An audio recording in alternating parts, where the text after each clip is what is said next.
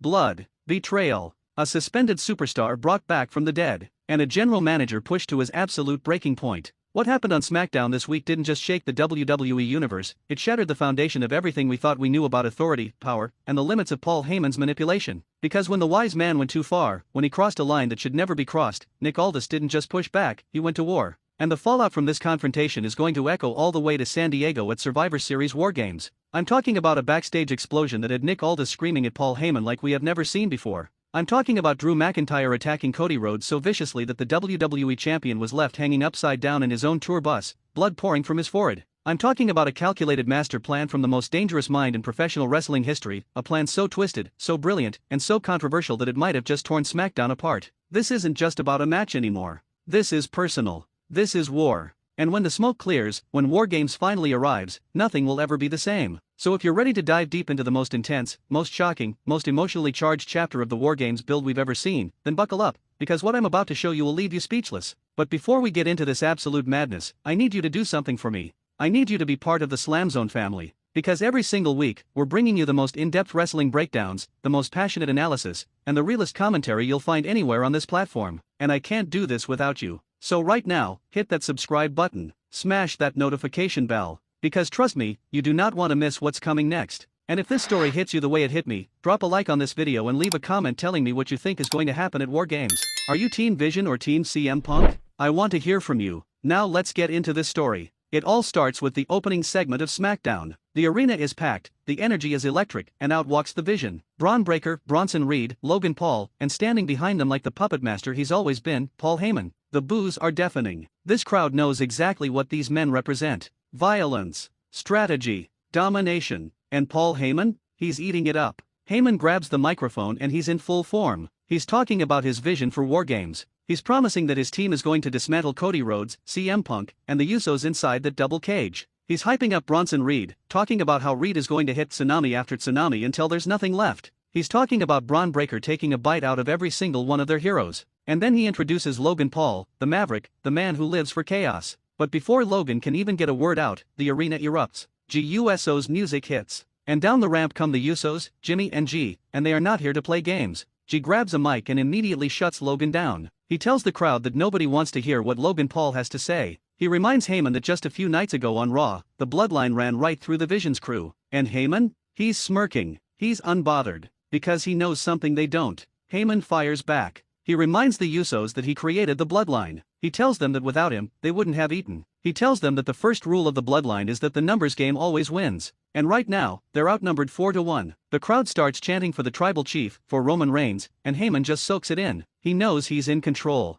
Or so he thinks. Jimmy USO steps up, and he asks Heyman a simple question. Do you really think we came here alone? The crowd explodes. Because they know what's about to happen. Cody Rhodes' music hits. The American Nightmare is coming. The WWE champion is about to even the odds. The entire arena is on their feet. But the music keeps playing, and Cody doesn't walk out. Instead, the camera cuts backstage. And what we see is absolutely horrifying. Cody Rhodes is inside his tour bus, hanging upside down from the staircase, blood dripping from his forehead, his eyes barely open. And standing at the door, walking out with a sick smile on his face, is Drew McIntyre, the Scottish warrior. The man who was suspended by Nick Aldis just a week ago for attacking a referee. The man who should not be here tonight. The crowd is in shock. The commentators are losing their minds. The Usos immediately sprint to the back to check on their partner. And in the ring, Paul Heyman and the Vision are laughing. They're celebrating. Because this wasn't just an attack. This was a statement. This was Paul Heyman showing the world that he doesn't care about rules, he doesn't care about suspensions, and he doesn't care about authority.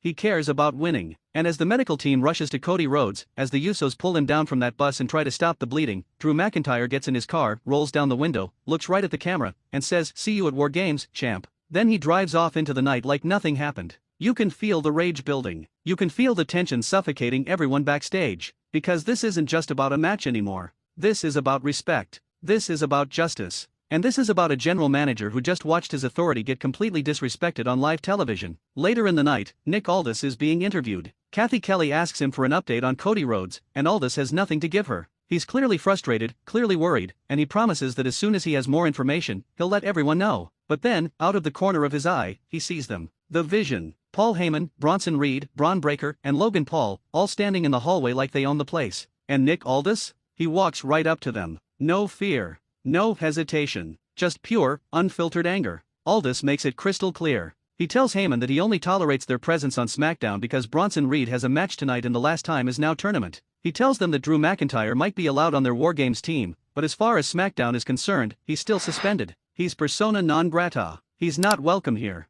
And if Heyman thinks he can just bring back suspended superstars whenever he feels like it, he's got another thing coming. But Paul Heyman? He's calm. He's collected. He's the wise man. He responds by saying that he was extremely vigorous in making sure Drew McIntyre didn't enter the arena tonight. He claims he respects Nick Aldis' suspension. He says that the only reason Bronson Reed is here is because Carmelo Hayes was stupid enough to challenge him. And then, with that trademark smirk, he extends his hand for a handshake. Nick Aldis looks at that hand. He looks at Paul Heyman, and he refuses. He walks away without saying another word, because he knows exactly what Heyman is doing. He knows this is all part of the game. But what Aldis doesn't realize yet is just how deep Heyman's strategy really goes. Because here's the thing about Paul Heyman. He's not just a manager. He's a strategist. He's a master manipulator. He's a man who has spent decades studying every loophole, every contract clause, every way to bend the rules without technically breaking them. And when he told Nick Aldis that Drew McIntyre didn't enter the arena, he was telling the truth. Because Drew attacked Cody in the parking lot outside the building. Technically, he never stepped foot inside the arena. And according to the WarGames contract, Heyman can pick anyone from any brand to be on his team, even a suspended superstar.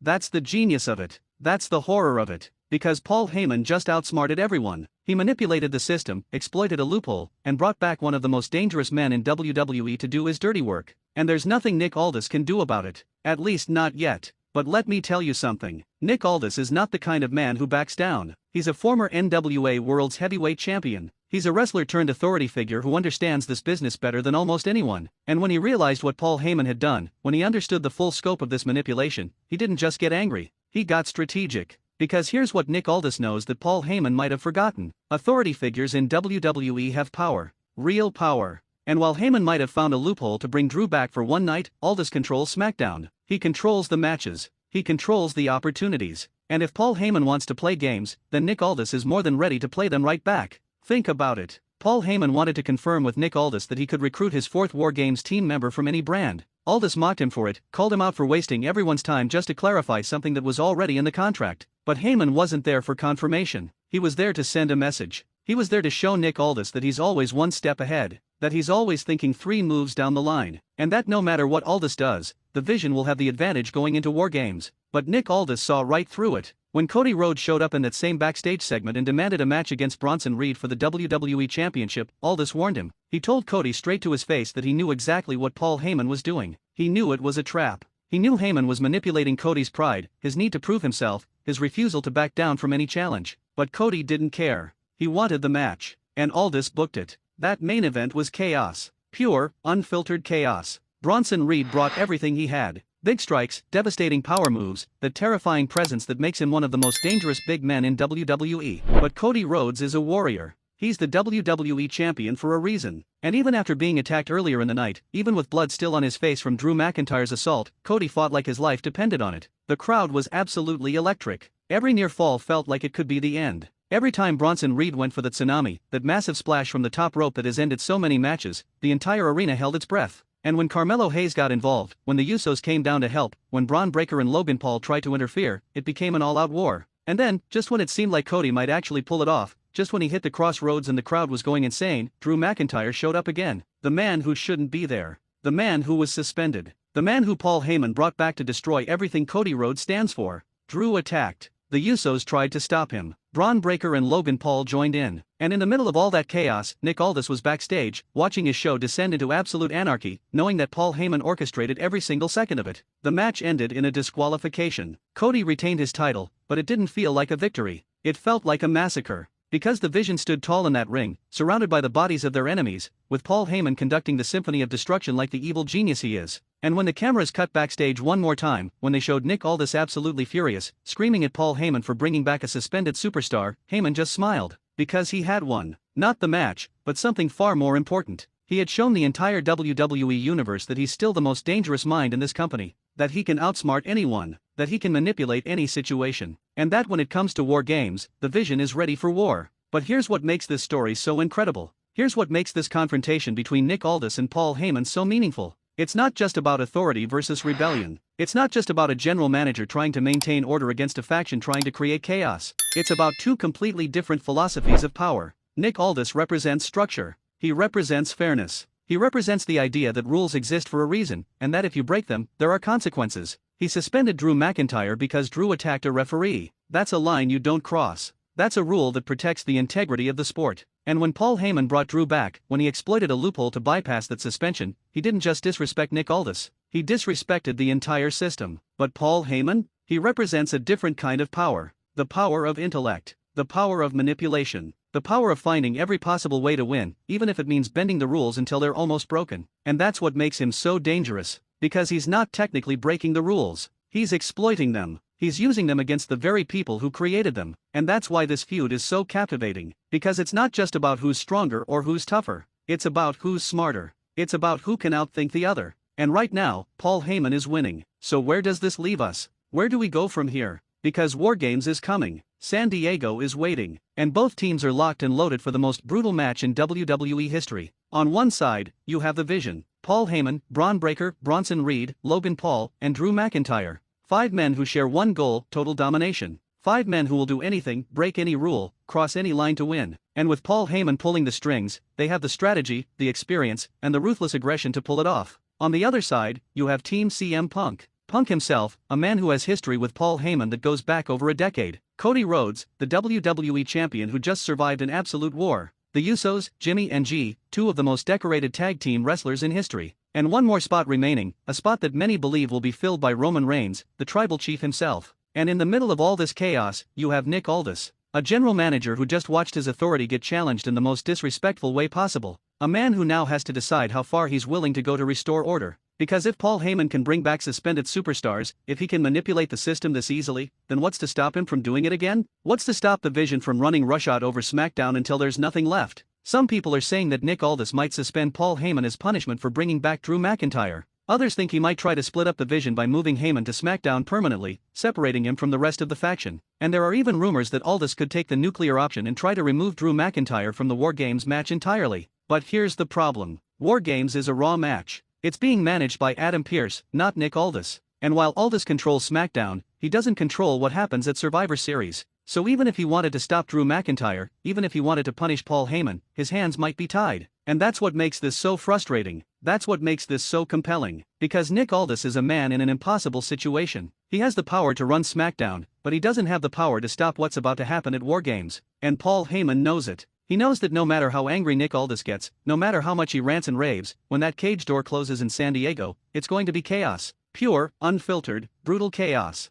And you know what? I can't wait. Because this is what WarGames is all about. This is what makes this match legendary. It's not just about who wins or loses. It's about the journey. It's about the betrayals, the alliances, the strategies, and the moments that make you jump out of your seat. And when Paul Heyman is involved, you know it's going to be something special. But let's not forget about Cody Rhodes. Because after everything he went through on SmackDown, after being attacked, after being humiliated, after fighting through a brutal main event, he grabbed a microphone and cut one of the most passionate promos we've seen all year. He looked straight into the camera and told the Vision that WarGames is his birthright. That this match was created by his father, Dusty Rhodes. That the legacy of this match runs through his blood. And that when he steps inside that cage in San Diego, he's going to finish what his father started. You could feel the emotion in his voice. You could see the fire in his eyes. And when he said, "I'll see you in San Diego," it wasn't just a threat. It was a promise. A promise that no matter what Paul Heyman has planned, no matter what tricks he has up his sleeve, Cody Rhodes is ready for war. And that's what makes this story so beautiful. Because it's not just about tactics and strategies. It's about legacy.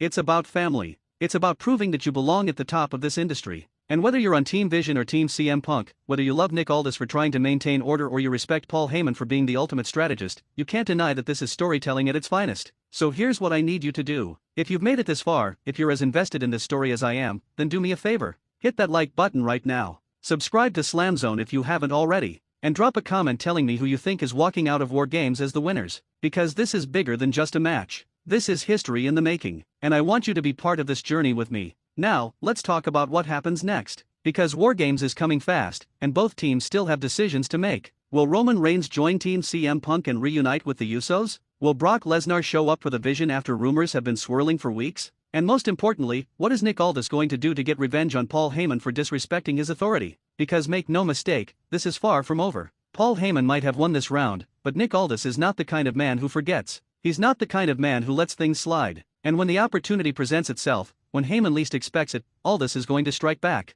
And when he does, it's going to be brutal. Some are speculating that Aldis might use his power to book the Vision in disadvantageous matches leading up to War Games. Others think he might bring in outside forces to even the odds. And there's even talk that Aldis himself might get physically involved, stepping into the ring for the first time in years to teach Paul Heyman a lesson about respect. Whatever happens, one thing is certain. The tension between Nick Aldis and Paul Heyman is going to define the next few weeks of WWE programming. Every segment, every match, every backstage interaction is going to be dripping with animosity. And when these two men finally collide, whether it's at War Games or somewhere down the line, it's going to be must-see television. But beyond all the drama, beyond all the backstage politics and power struggles, what really matters is the match itself. War Games. 2 rings. 1 massive cage. 10 of the best wrestlers in the world locked inside, fighting for supremacy. No escaping. No running away. Just pure, unfiltered violence until one team stands tall. And here's the thing about War Games. It's not about being the best wrestler. It's about being the toughest. It's about surviving. It's about enduring pain that would break most people and finding a way to keep fighting. It's about teamwork, strategy, and heart. And both of these teams have all three in abundance. Team CM Punk has the experience.